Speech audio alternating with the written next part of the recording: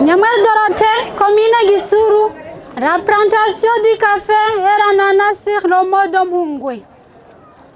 Numugambi uje gukingira umusozi wa Mpungwe, inkukura n'ibindi bitegwa n'ishamba rihari n'imiriro ya Nyakanga, ubukene ukabusezera ku bantu barimira aho hantu icamwa c'inanasi n'ikawa.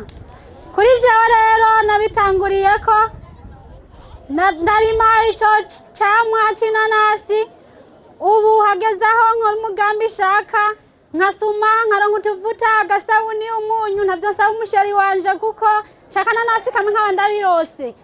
None rero kuri iki camwa c'inanasi n'ic'akarorero, icamwa c'akanovera kiraba kinini cane, kirasosa gusumba zirya zirimwa mu kiyaya, kandi kiravura, kiragabanya igisukari, kiratanga akayabagu, n'ibintu vyiza cane.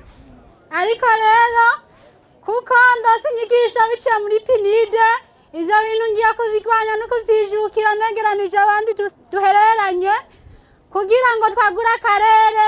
Nk'inanasi ndayigurisha 5 mu kumoso, ariko ngeze ino nari nazanye 4 bampaye 2,000 inanasi 2. Nakarusho kadasanzwe rero ko ngiye kuronka inguvu kuri leta mvyeyi, leta nkozi, leta senzi, ndazi ko bazoduha ikibanza gihambaye hepfo y'umusozi wa Mpungwe kugira twiyagure n'abo tuvukana n'abo twegeranye, Uburundi bwogororesha zubegwe Burundi. Murakoze.